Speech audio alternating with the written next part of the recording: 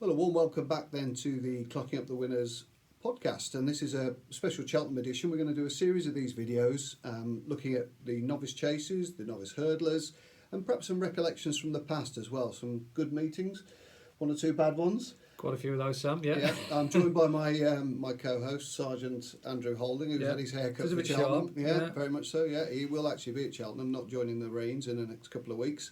And we're going to start off by looking at the Supreme Novices Hurdles. It's a good place to start. First race of the weekend. Mm-hmm. And then we'll build into the Ballymore, have a look at the Abbot Bartlett and the Triumph, and hopefully in a very succinct blog and podcast, we'll just take you through those races and which horses we feel towards the top of the list on our speed figures will be well suited by the rigours of Cheltenham.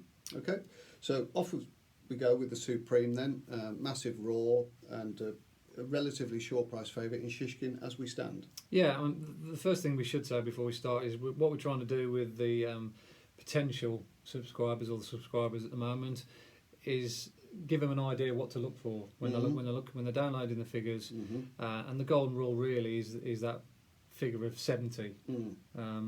That sort of tells us that if they've either run close to that or beyond that, they've run at a championship pace at some stage during that season. So obviously Shishkin, starting with him, he ran a 69 when he ran in the Sydney Banks. Very impressive, could have gone quicker. So we know he's already at that level. And we look back traditionally over the years, you know, your Vattels, your Duvans, they all ran somewhere near that level going into the festival. Yeah. So that's what you should be looking for, something that's right down the bottom of that list, you know, like a 50 or 55. They tend to get, they tend to struggle. Because these races are normally run at a championship pace? Yeah, pretty much so. You know, the Supreme Novices Hurdle most years has always been married to the champion hurdle time. Yeah. So it's certainly an advantage we've found anyway, traditionally looking back over the years, to have run in a championship-like environment going into the festival. Yeah. So, as I said, when you do download the sheet, that's what you are looking at. And that allied with a good circuit time gives you an extra bit of confidence, doesn't it? Exactly, yeah. Forward. Which we highlight as a true on one of the columns. I think it's column D. Yeah. That tells us that the circuit sectionals, allied to the fast overall time, are very good. Yeah. And Shishkin's passed both of those tests this season. Okay, now, obviously some of these races are easier to decipher than others. We're not quite sure the makeup of the Supreme Novices Hurdle field as we speak now. What would your shortlist be briefly on that race? Well, I think you'd have to include the Tolworth winner, Fiddler on the Roof. He's run 71, I think. Yeah, 71 and the 72, I think. 71 and the 72. So he's already proven that given a strongly run race, whether he's either made the running himself or whether he's had a lead, he's been totally happy in that environment. Yeah. And he's a strong stayer at the trip. So if the ground is going to be very soft, which at the moment 2 weeks ahead, doesn't look like drying out too much too soon, then he has to come into the equation. He's definitely a player. I think Shishkin is the one who's got the engine, the turn of foot. He actually could go beyond what he's already done. I can certainly see why he's up there in the market. I shouldn't say this, but he does remind me of Altior a little bit. Yeah. In that he's got that fifth gear to go into in the closing stages of a race that perhaps one or two mere mortals haven't got. Yeah, I totally agree. And you'd have to mention the other Irish main player, Abracadabra, who ties in with Envoy Allen. He chased him home, didn't he, early on in the season, the Raw Bond. Yeah. That was a 72. Obviously the winner, Envoy Allen, did a 74, which again has proven that grade 1 level in a strongly run environment, Abracadabra can cope with that kind of travels well, doesn't he? Travels well. Yeah. He stays. I think he stayed 2 mile 2 the next time.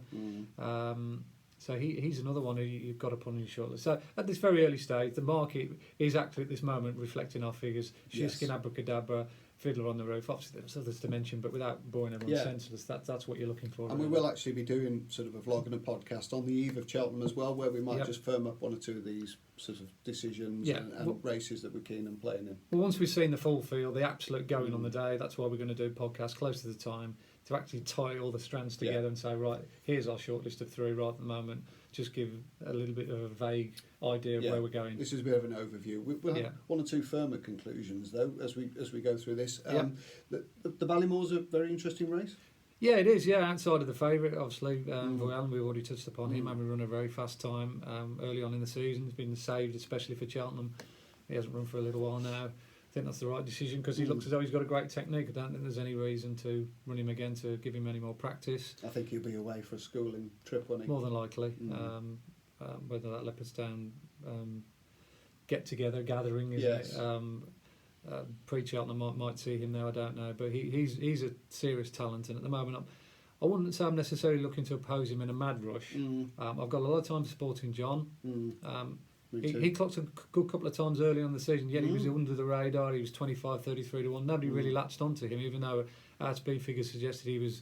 Yes, he had the potential. He got that X factor, and then obviously he went to Ascot and clocked a 74, which again on soft ground in that environment proved that he's a proper grade one small horse. field. It was some. It some was, effort, wasn't it was a good time. There was no hiding place, and well, that was the first race on the card. And sometimes the first race on the card on the better ground can be a little bit skewed with the figure that they actually achieved compared to the ones later on the day.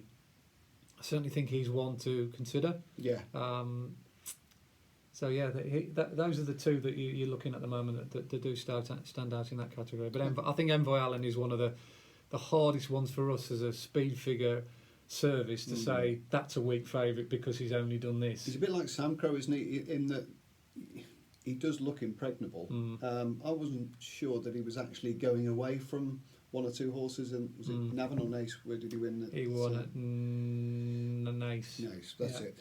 The Lawlers of Nace, wasn't it? That's right, with Longhouse Poet third. That's right. I didn't think he actually made up any ground on the horses that were in behind him that day. No. He sort of just plugged on, but you just don't know. He might have only been 80% fit, money 85% exactly. fit. And, only did what he needed to do. Exactly, yeah. Good point. Right, on to the Albert Bartlett then. Yeah. This is quite an intriguing race as well. We'll do this race and the Triumph and have a think about where we're going with these two. Albert Bartlett is a race at the moment which is a little bit up in the air. I think it's a 5 the field race, isn't it? So it is. It's very open.